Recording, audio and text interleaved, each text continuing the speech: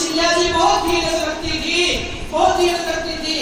कहते हैं कहा गया है कौशल्या ने भी बार बार समझाया कि हे महाराज आप जो है प्राण को क्षण निमिष मात्र रखिए, चिंता मत करिए।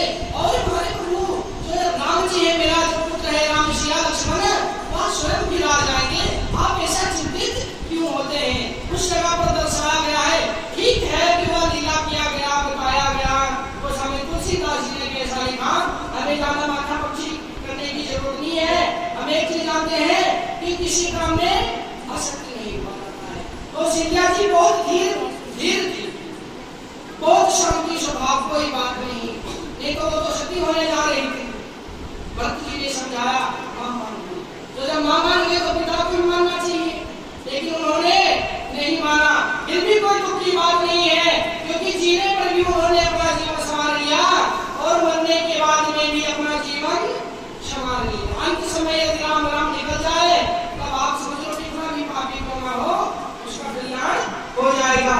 श्री रघुनाथ जीवन में है महाराज स्वर्ग सिधार गए हैं, राज जो है राज करने चले गए हैं, स्वर्ग में राज करने चले गए हैं। तुम इस प्रकार क्या करना हो, यानी हे पुत्र तुम कुटुंब प्रजामंत्री, सब माताओं के सबके एक तुम ही एक सहारे हो, बाकी सहारा ही कौन बचा है। बार बार मां भी समझा रही है,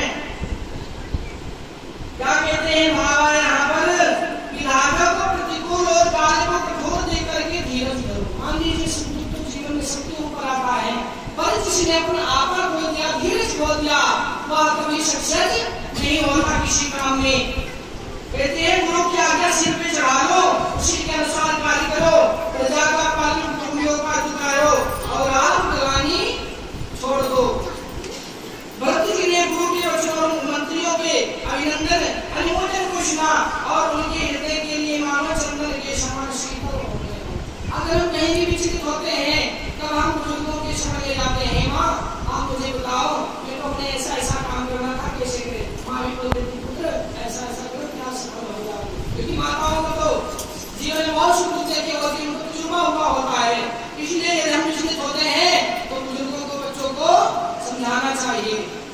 फिर उन्होंने शीर्ष ने श्रद्धा की रस में सिनी हुई वाणी माता कौशल्या कहती हैं, श्रद्धा की रस में सिनी हुई वाणी कहीं जो है सुनकर भक्त जी बहुत व्याकुल हो गए। उनके नेत्र कमल जल आंसू बहाकर हृदय के विराग रूपी नवीन अंकुर को सींचने लगे। धीरे धीरे करके शांत हो रहे हैं और बहुत ही पढ़ाकर उन्हें अत्यंत व्याकुल दे करके उनकी दशा देकर उस समय सबको शरीर की सुंदरता भी खो गई। एक दूसरे को उठाना तो दूसरे पे हासिल कर जाता। इस प्रकार वहां पर बहुत दुख की घटना बताई गई। गोस्वामी तुलसीदास जी ने स्वाभाविक ही सीमा भक्त की आदर पूर्वक सराहना करते हैं। वैसे अगर करना हो तो कोई कभी इतना दुख है भक्त जी को जिसका कोई वर्णन नहीं कर सकता है। देह की धूरी धारण करने वाले भक्त जी जो है धीरज धर करके धीरज बल में लाए। क्या कहते हैं, मोहि उपदेश दीन गुरु नीका। नीका मतलब ठीक किया, और इस शब्द में नीका बोलते हैं। प्रजा सचिव सम्मत शब नीका। अगर सारी प्रजा का और आप सबका हित यही मत है तो विश्व जो है जरूर जो है माँ उचित धर आज सुदीना अवश्य शीश धर चौनो पीना।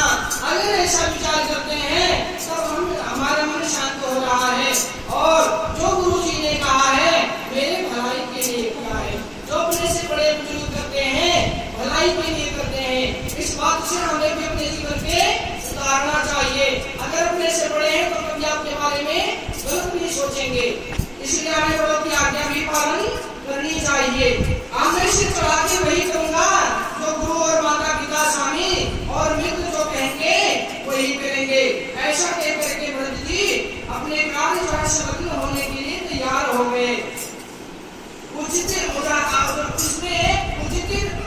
अनुचित विचार करने में थोड़ा सा भी हमें संकोच नहीं करना चाहिए। अगर कोई बड़े बोलते हैं उचित कर रहे हैं, माँ अपने बेटे के बारे में गलत थोड़ी नहीं उठाएगी, उसमें क्या भाव आया अनुचित है थोड़ा सा भी भाव नहीं ला करके उसमें तुरंत अड़िग हो जाना चाहिए।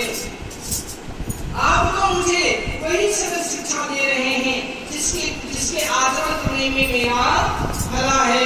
यद्यपि मैं इस बात को भली भांति समझाता हूँ, मेरे हृदय को काफी संतोष हो गया।